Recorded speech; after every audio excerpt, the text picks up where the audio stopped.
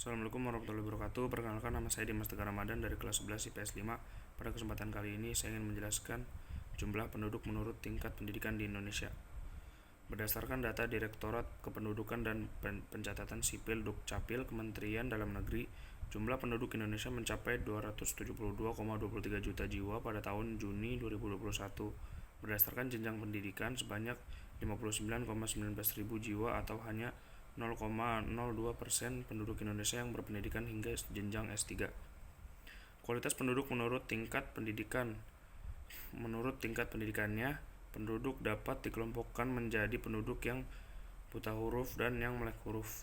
Pendudukan yang melek huruf dapat dikelompokkan lagi menurut tingkat pendidikannya, seperti kelompok tingkat tidak sekolah, tidak tamat sekolah dasar, tamat sekolah menengah pertama, tamat sekolah menengah atas, tamat akademi atau perguruan tinggi, dan lain-lain sebagainya. Data tingkat pendidikan akan membantu pemerintah untuk menganalisis kemajuan penyelenggaraan pendidikan tingkat tinggi yang berkaitan erat dengan penguasaan ilmu, pengetahuan, dan teknologi. Tingkat pendidikan yang tinggi memudahkan penduduk dalam memenuhi berbagai kebutuhan hidup, hingga taraf kehidupan selalu meningkat.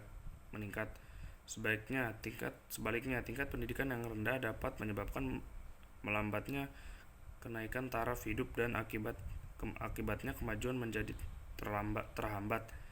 Tingkat pendidikan penduduk Indonesia memang mengalami kemajuan. Meskipun demikian, tingkat pendidik di Indonesia masih tergolong rendah jika dibandingkan dengan negara-negara dunia lainnya. Bahkan dibandingkan dengan negara ASEAN pun Indonesia tergolong rendah. Beberapa hal yang menyebabkan rendahnya tingkat pendidikan di Indonesia adalah sebagai berikut.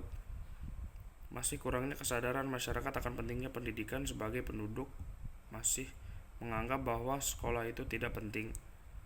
Untuk bekal hidup, seorang anak cukup melanjutkan pekerjaan orang tuanya secara turun-temurun. Pendapat penduduk yang rendah menyebabkan anak tidak dapat melanjutkan sekolah karena tidak mempunyai biaya.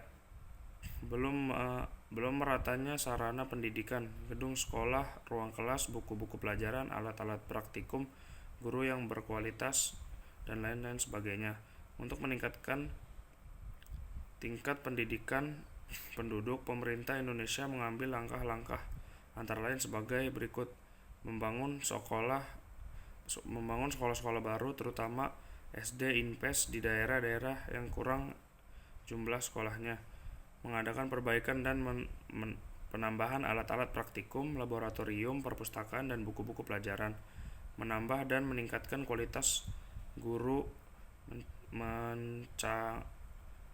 mencanangkan program wajib belajar dan orang tua asuh, memberikan beasiswa kepada murid-murid yang berprestasi atau memerlukan bantuan, menjalankan Undang-Undang Dasar khususnya pasal 31 kausalitas penduduk menurut tingkat kesehatan penduduk. Suatu negara dikatakan berkualitas tinggi apabila tingkat kesehatannya juga tinggi.